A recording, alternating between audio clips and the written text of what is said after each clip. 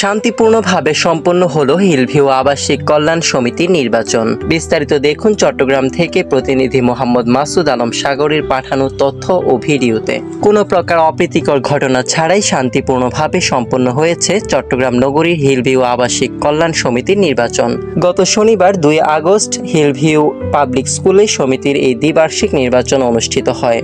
সমিতির গঠনতন্ত্র অনুযায়ী প্রতি 2 বছর পর পর নতুন নেতৃত্ব নির্বাচনের লক্ষ্যে এই নির্বাচন আয়োজন করা হয়। এবার এই নির্বাচনে 2টি প্যানেল থেকে মোট 38 জন প্রার্থী প্রতিদ্বন্দ্বিতা করেন।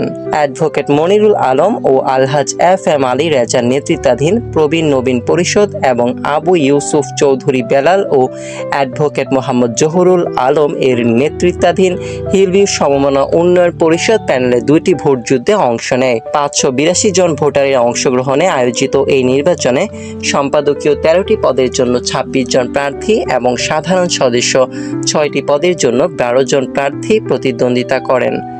ভোট গ্রহণের নির্ধারিত সময় ছিল সকাল 9টা থেকে বিকেল 4টা পর্যন্ত।